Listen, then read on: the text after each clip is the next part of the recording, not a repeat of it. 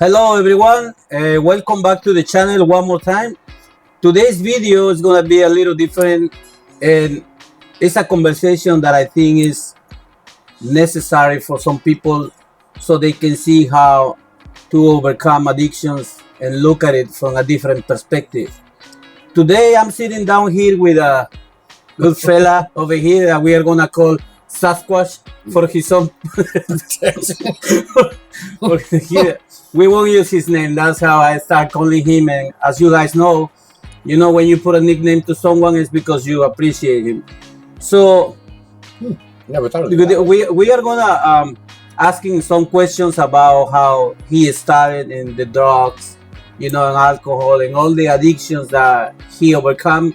And to me, just so you know, guys, like I told you before in some other videos, this is a successful person that I would like to call, because when you overcome an addiction, people who has not been there has no idea how difficult it is. And that's why I call these people a successful person, no matter what other people say, because in some other people's mind, being a successful person is only people who has achieved like certain status and big amounts of money. That's crap to me. They don't really know. So in this conversation, we're gonna talk about his personal experiences and how all the things he went through so he can overcome this damn thing. So welcome, Sasquatch. Thank you very much. Thank you for being here with us. And we're gonna start with the first question. So I would like to start asking you, how was your life before you start consuming? Like the very first time, tell us a little bit, how was your life? I grew up in a very, very broken home. A mix of Mexican and white, American family. A lot of partying in my family, a lot of abuse in my family, and it wasn't a childhood that most kids, I wouldn't hope on any children at all. It was just drugs, alcohol, everything was in front of me all the time. It was a different time back then when I was younger, so it was not so good. Not so good, huh? No. So do you remember exactly like the very first time like you actually started using it? I do. How was it? What was crossing your mind that you decided to do it? I wanted to be like everybody else. You wanted to fit into that. I wanted to, fit in. My mom and her friends always over at the house partying every weekend, sometimes during the weekdays. The story is, walking through the garage in our house, and my mom and her husband at the time were in front of me, and something had fallen out of her pocket. Oh. So I reached down and picked it up and put it in my pocket, I learned at a young age to... How old were you? I was 10. 10? 10. Almost to my 11th birthday. Man, you were a kid. Yeah. And about a week after my birthday, I turned 11, I approached one of my mom's friends and showed him the bag and asked him if I can do something. What she said? He said yes.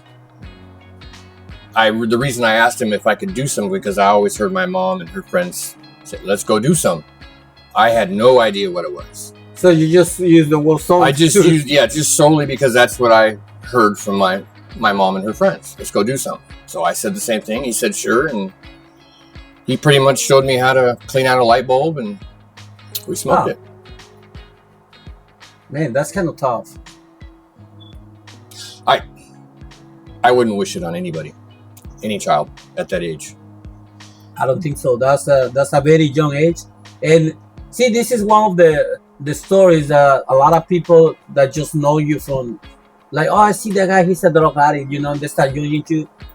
They don't actually understand how we started, because at that age you didn't even know what the hell that was. Yeah. And then eventually you become hooked to that kind of thing. Oh yeah. It happens to me too. When I started when I was 15 with the drinking thing, and it was pretty much the same. I said my family drinking all the time, ankles and Yeah. all that thing. And then I remember being in a party and I went and steal a beer, Oh yeah. and go drinking and hiding from People our age always did thinking that. it That was so yeah. cool, huh? I'm sure kids nowadays do it, but like I said, it was a different world back then. Yeah, it was totally different. Okay, so Where am I? after you try all the, after you try all that thing with the first time, and like you mentioned, when you were 10, when when you start thinking it become a problem, because I know it's a problem since the beginning. You start trying it, and that's already a problem, but not as big as when you start, eventually consuming more and more and more. When you think you start actually thinking, man, this is getting out of control. Probably my mid-20s. In your 20s? Yeah, because So after 10 years? 10 or 15 years, because I went from just a user to selling it. I went from going to look for it to being the one everybody looked for. So you become a dealer too? Yes. So it wasn't... It's So different you from were- somebody who doesn't sell it. They just use it, because I didn't have to look for it. I didn't have to do anything to get it. I didn't have to steal money. Later on I did when it got really bad, but at that time, no, I had it. Everybody came to me for it. Oh, So it was just an everyday process. When I hit about mid-20s is when I started to see everybody around me, a couple of my buddies that used, start to straighten out. mm. And it addiction to me is when you're done for yourself. When you're done in here, that's the time to start, trying to get off of it. Because if you're not here, it's not going to happen. I couldn't do it for my kids. I couldn't do it for my wife. I couldn't do it for any of my family. I didn't have the mindset to stop or to attempt to get help until I was ready. All And right. that wasn't until my mid-30s, late 30s. So you realize it was a big problem in your 20s, but then you keep consuming until Yeah. the middle of your 30s. Yeah. Yeah. So you reached for help. You went to like meetings and all that kind of thing. So how you start seeking for help? I went to jail. You went to jail. Yeah. That So was because you went to jail because of a small problem or because you were selling selling. it? Yeah. It was here. California. How long you were inside? Hmm? How long you were inside? That time was a week. Just 1 week. Yeah, just 1 week. That's the first time that I had actually been without it. Like for, how should I say this? In jail, you can't get drugs. I mean, Yeah, you yeah, can, no, but of course. that was the first time that there's been days where I didn't do it for a few days, but it was all, I'm still selling it, so I always had it. So you still have that mindset, oh, it's there, I can get to it. This is the first time that I couldn't get it. Was actually feeling what it was like not to have it. And it still wasn't enough to make me stop. So you say when they put you inside and then they start cleaning your mind because you stop consuming, Mm-hmm. and then what comes to your mind? But then like you start a little sober, but Yeah, no, you think when the first few days after you're done sleeping, you think of what you've done to your family, what people think of you, how the fuck did I do that? Excuse my language. How did I do that? I'm gonna do better. All these normal emotions come into play. But the moment I got out, the person who picked me up had my stash, and it was like everything goes out the window. No matter what you say or what you tell people you're gonna do, when you start getting sober, like I said, unless it's here, it's not gonna happen. yeah. Besides, even if you say to people, I'm gonna stop, Mhm. you lost all credibility. Yeah. It happens to me. Like, hey, this is the last time I'm gonna do it. This is the last time I'm gonna do it. But people won't believe you anymore. Yeah. And the worst part is like you start believing in yourself because 100%. you fail yourself so much that you start losing confidence. It's like, Mm-hmm. You don't have a care in the world. You don't care what people think when you're using. You don't care about your health, people's feelings, what you've done to your family, your kids, nothing. You don't care about any of that. It's not even. It doesn't even register in your head. no, I know. I know that. Yeah, it's pretty tough. So you were what was the longest you stayed in jail? Just 1 week in your life? The longest was 40 months. 40 months. 40 months. What is it like? Over 3 years. Years? And that was for the same thing. Yeah. For selling it. Drugs. Everything has. Anytime I've been to jail, it all stems from the drugs. So that means during those 3 years, so you were sober all those 3 years inside, or you could get some inside. Because I see movies. I don't know if it's like in the movies that people sell inside and They do. you can get. They do. Yes. So it's a true thing. Yes. There's just as many drugs inside prisons as there is on the streets. So inside you try to consume, or you was just No. sober? The first time I actually went to prison, no, not at all. So you actually I stayed Start being sober the sober. whole time I was in prison, and the withdrawals are really bad when you're in jail in county, but they give you medication for it. And I don't know what it is. Like, quit smoking. I smoked my whole life, and when you get locked up, you just stop.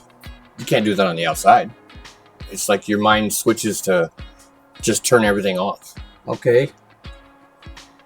So when they release you from prison, how long outside you stay sober? The first time I went to prison, I stayed and I got out. I was in for 20 months. I stayed sober for about 8 months. So just by your own willpower. By my own willpower, knowing that if I did drugs, my probation officer would throw me back into jail.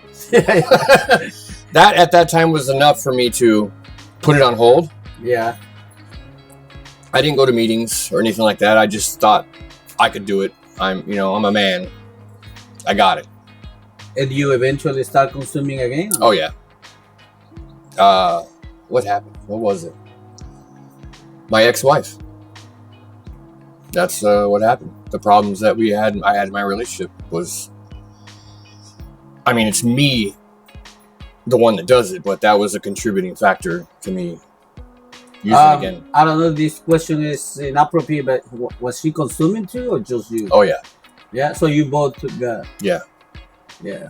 And still to this day, she'll deny that she does drugs. She still does drugs now. Yeah, that's pretty tough, man. It's Yeah. pretty tough. So would you consider that moment like it was like the lowest you got? No. Like what was like, I don't know if I should say the lowest or your peak. Like you know what I'm talking about? Like what was the lowest in your life that you think like, this is it. I'm rock bottom. I was sober. It was the second time I got out of jail. I had already known I was going to be sober. This may sound weird about me hitting rock bottom.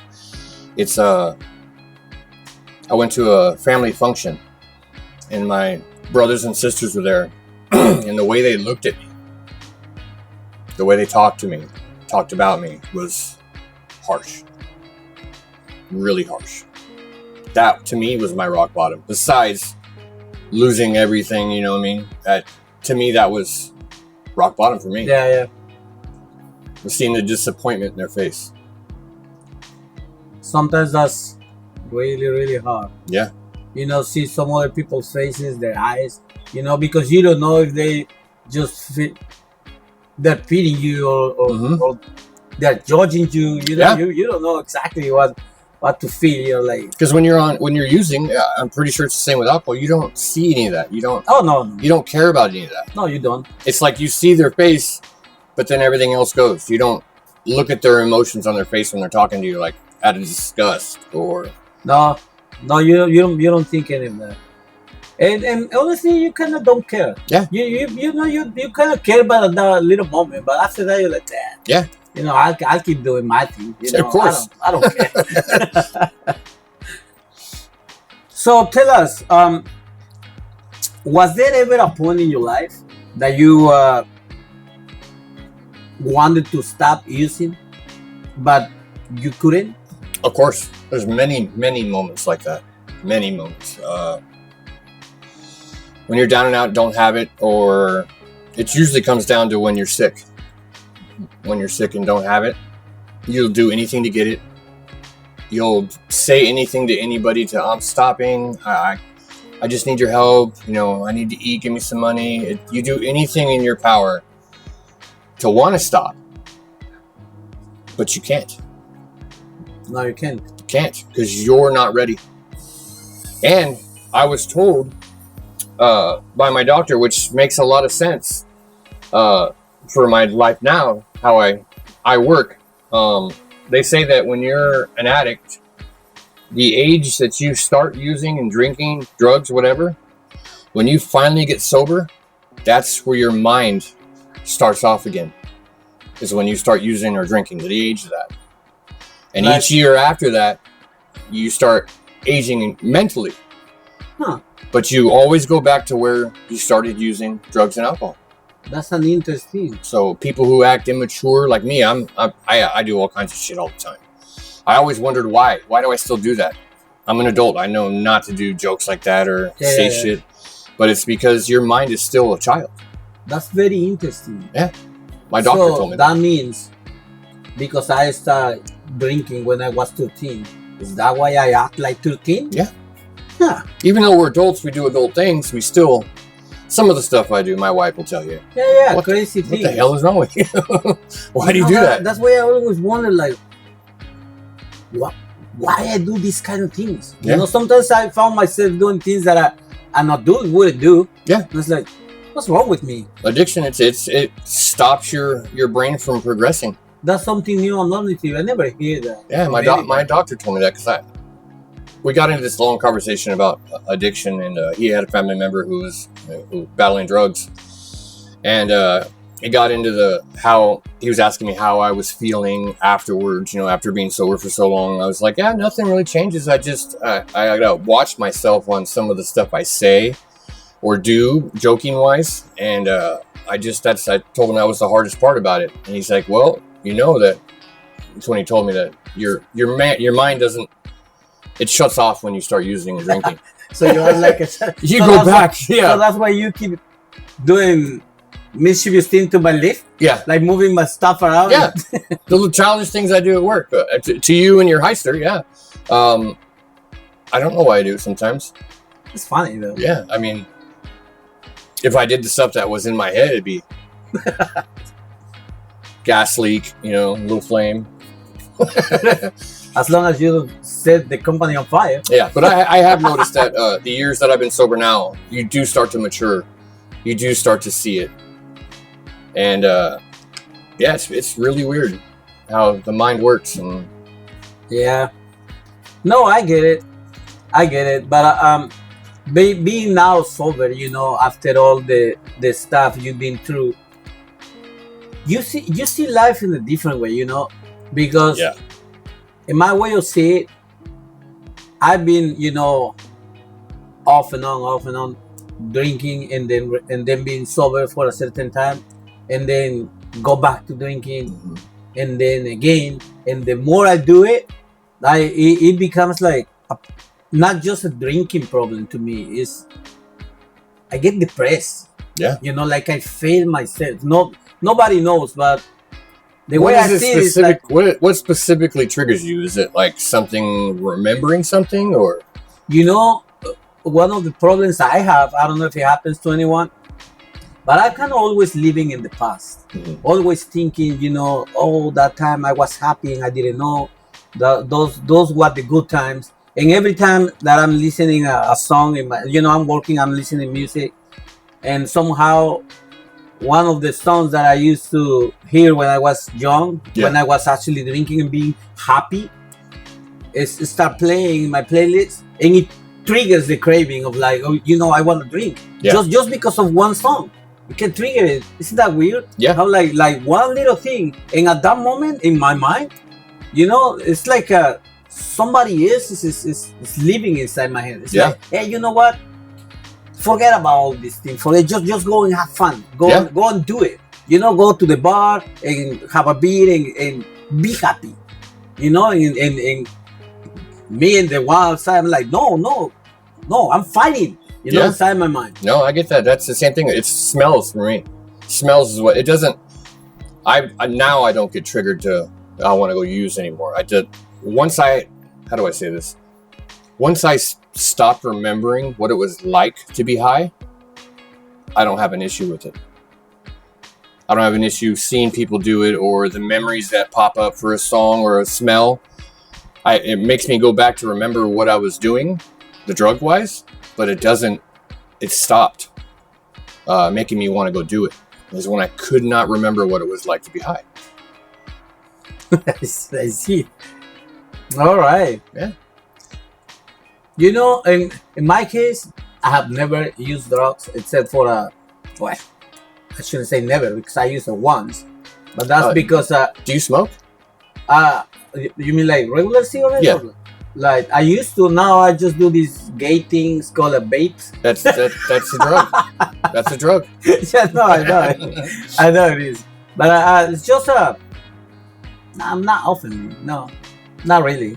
It Never was one used of the drugs, hardest wow. things to quit tobacco. You know? You don't hear that very often.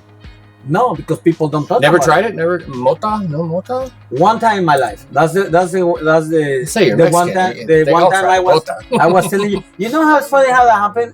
I was working in a restaurant, and I go inside the freeze. I walk in to get some food for cooking, and then I found two of the waiters smoking inside, and they offered me because so I don't go and rat for them. You know? Yeah, of course. Like, hey, you wanna try it? Hey, I gotta tell you, man, they were hot. I was young, so I was like, yeah, sure. Of course. Of course. I got it. I started smoking. It was like the first time in my life. Never had it before, and I was like, just twice. And I went back to work. I was like 2 hours away from being off work, and everything started becoming very slow, very slow, you know. And then I started laughing for everything. Every little thing, if it wasn't funny, I was just laughing. Yeah. If you move this pen over here, it was like, you know, that was stupid. So I barely made it home. I started driving, and I swear to God, when I was moving my head was already here, but my eyes were still here. They become after me. I don't know how to explain that. You're a hallucinogen. Yeah, and then Some when people I hallucinate and some people don't. when I park, I sleep in my car. I kept sleeping in my car. I wake up after 8 hours. So I was 8 hours. So I was like, you know, this thing is not for me. Damn, that must have been some good weed. It's not for me. So that's why after that time, no, I say, you know what? I'm already an addict with alcohol. Yeah. I can't imagine going through drugs. I would be dead by now. I can assure you I would be dead. The first time I smoked weed, I didn't even get high. No? No, I smoked a blunt. Maybe it Didn't was get a bad way.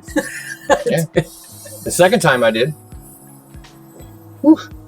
You see things, right? No. No? No, I just get paranoid. And I'm stuck. I don't talk. I just sit there and relax. Chill. I don't like smoking weed. No? No. So now you are completely sober. Oh, 100%. Yeah? March 12th was 8 years. That's awesome, dude. Yeah. So I usually ask this question because it's like a hypothetical question, you know, because it's never happened, but sometimes we kind of like to have fantasies in our mind. So if you My wife is here. Remember. So if you could go back in time, you know, and you could talk to your kid, to yourself as a kid, like when you were 10, what would you say to him? Ooh, that is a good question. What would I say to him? Probably the first thing would be do not marry your ex-wife. No, play. What would I say to myself? That's a very nice question, huh? Because you know, I like to think sometimes like, wow, what would I say? And then, you know, one of the things I did. Did this help you? I don't know. I wrote down a letter. I went in my computer and I started writing a letter for myself. To yourself, yeah. Yeah, and the first thing I did is like, you'll be okay.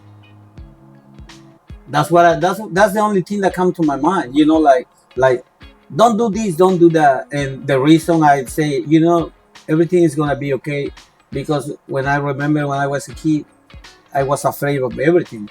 I grew up by myself. Yeah. You know, and I lived in the streets when I was like 13, 14. Oh yeah. I was already in the streets. no home, no mother, no father. So I have a pretty hard life. That's I live with friends. In some friend's house, some other friend's house. From a young age, right? Yeah. Yeah. So that's what I did. But like a lot of people don't ever think of that. Like what would I say to? I would probably say that you are loved. People do care about you, because I didn't think anybody cared about me when I was a kid. Yeah, Nobody. No, I get that. But I would not tell myself not to do drugs. I wouldn't, because there was the way I grew up, there was no way out of it. Yeah. There was no way out of it. My whole family was about that. And the other thing is, everything that I did and went through, all the bad stuff, all the good stuff, all the negative stuff, where I am today, I would not be this person. I wouldn't be with her, have my kids. If anything changed, something else would be different. I wouldn't be where I am today. Through the bad, everything. I wouldn't change any of it. Yeah, it's because of all the hell that you went through. It's who you are today.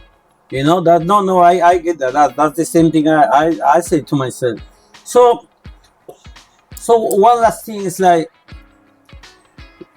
how you consider, how you think you are today? Where do you think you are today? In what position in this moment in your life you think you are? Like this is also, you mentioned you have your wife, you have your kids. Mm-hmm. I know them, I see them. Yeah. And like that's why I think you are a successful person, because when I see you walking with your daughter in your arms, I was like, that's the kind of person. That's the kind of thing, like when you look for help, you have to go to them, and not just go to like, because I understand, some other people, they told me like, dude, but what are your credentials? Who are you? Are you a doctor? Are you a psychologist? Like how can you help people over there? Like, dude, they have just the I don't know how to say this. They go and study and read a book. Yeah. They haven't actually been through this hell. They don't really know. You know what I'm saying? Mm-hmm. They have like what is it called? Theory? Like when they don't have the drive. Yeah. Like to actually help, because if I say, hey, you know what, don't do this, don't do that. How many people you found in your life like, hey, stop using drugs. Oh. No, don't do this. Don't do that. But data is like, anybody who didn't understand what you're going through, even though everybody's different, the drug aspect of it, you can't just tell somebody to stop doing it. You can stop. No, you can't. Yeah. It's like unless you've been in that situation, you wouldn't say it. I wouldn't say that to you. You need to stop. You need to stop drinking. I wouldn't say that to you. I would ask you if you're ready to stop and help you get help. Yep. Telling you to stop, it's not good for you. None of that matters. None of that matters. Yeah, no, I get it. That's what I told some of my friends. You can't see life the way I see it, unless you see it through my eyes. Yeah, everybody's glasses are different. Yeah. Okay, so what would you say now that you are sober and you have your life in a great position? What would you say to the young people now these days? Like people who are young and are struggling, thinking about do all that kind of stuff. I mean, you mentioned you wouldn't say that to yourself when you were a kid, but you can say that to our kids now. Yeah. What would you say to them? I would probably say it's not cool. Really, really think about what you're going to do or what you want to try because everybody's doing it. Yes. You don't want to do it because everybody's doing it. It's a life changer. It will completely destroy your life. It makes everything that should be easy or being a kid gone. Your childhood is gone. Your 20s when you're supposed to be in college or in school, gone.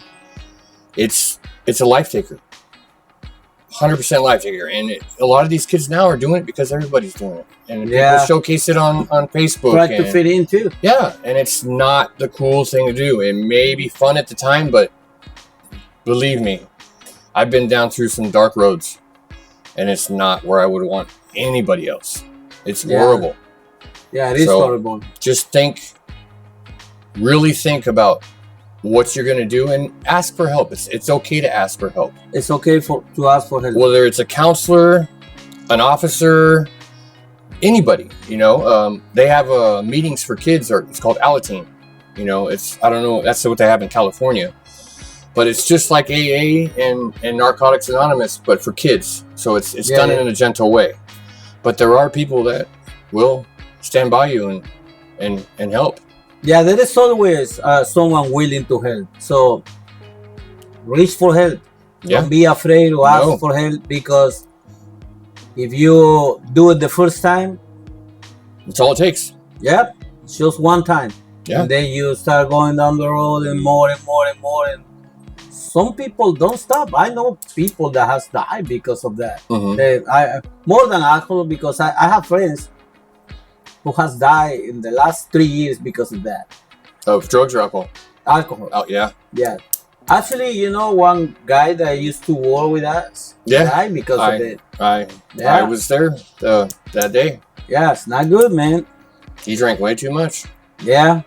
And that was just alcohol. Imagine doing drugs. Right. Because, not everybody has the... I don't want to use the word, the willpower to overcome drugs, because that's a different thing, It's like you mentioned, you have to be ready to actually leave drugs. It's not like, 100%. Oh, I'm going to do this because I'm... No. It doesn't how work many that times way. I said, I'm done. I need to do this for my family. I need to do this for my kids. And you're convinced that you are, yeah, right? 100%. And you're not. No, there. you're not. It's not going to happen. Me and my sister started meetings for kids for drugs and alcohol when we were younger. And none of that mattered. None of the counseling that I had, none of the medications they tried to put me on, none of it mattered. It was until me, personally, inside me was done, is when it was the hardest to get sober, but I was ready. That's when the decisions I made to stay sober and the things in everyday life was hesitated, other than just going at it, because I was truly ready to stop. And I had to think of, if I do this, is it going to put me around the people that I need to stay away from? Or is this the road that I need to go down to? Is there drugs on the end of this road? Just really think twice about what you're doing. Yeah. And I never did that before. I didn't care, So you start when you are actually ready. Yeah. And my daughter, I had my daughter, and I didn't want her to know this life. It's a horrible life. It's a horrible life. She knows that Daddy was a drug addict. She knows that I've been in jail, but I don't want her to live through any of the crap that I put my boys through. Yeah, plus, that woman over there won't put up with any of it. So you say, like, you find it not perfect, because it's never perfect, but you had a perfect life now.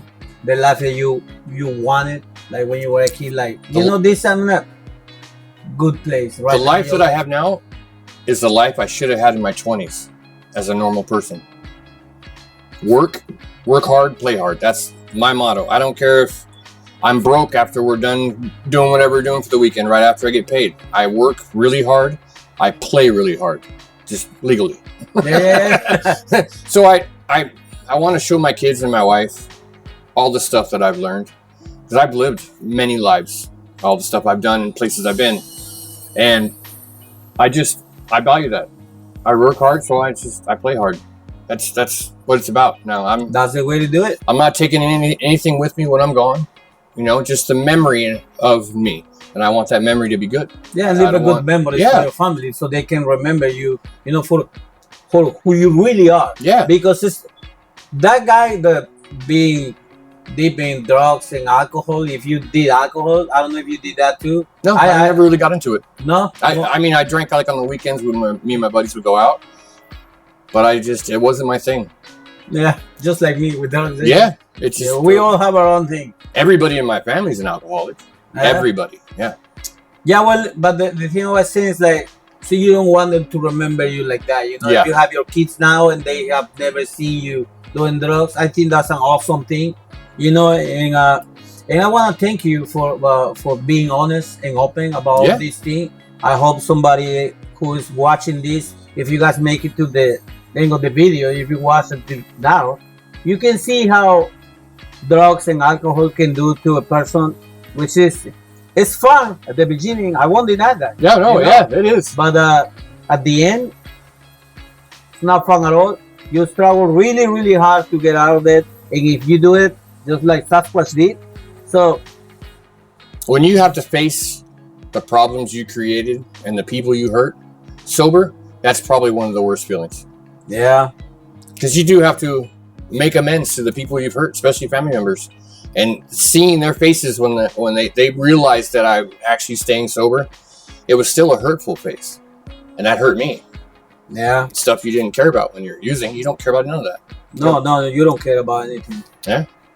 Yeah, well, amigo Sasquatch, thank you Yes, for sir. being open and for sharing your experiences. So do I get paid now or later? No, you get I'm paid joking. after that. You send the bill. Okay, I'll send you a receipt. All right, okay, guys. As you have seen over here, this guy has shared your experiences with you, and I hope it helps someone who is looking for help. If not, you can always go to meetings, like he mentioned, narcotics, anonymous. If you are a drug addict or if you have alcohol, there is AA. I mean, Talk to somebody, anybody. talk to someone who you actually trust. Yeah. And check that your friends are not in that problem too, because it becomes double the The problem. worst thing I think is to go to your friends about your problem. Yeah. Because So you have to look for someone who actually, cares about you. an adult. Yeah, an adult. So, and for everyone who made it until the end of the video, I want to thank you. And who didn't make it, well, how I'm gonna thank you if you didn't make it, right? So okay, guys. See you next time, and like and subscribe. Don't forget, help us grow the channel so we can get to more people. Yeah. See you next time. Thank you, sir.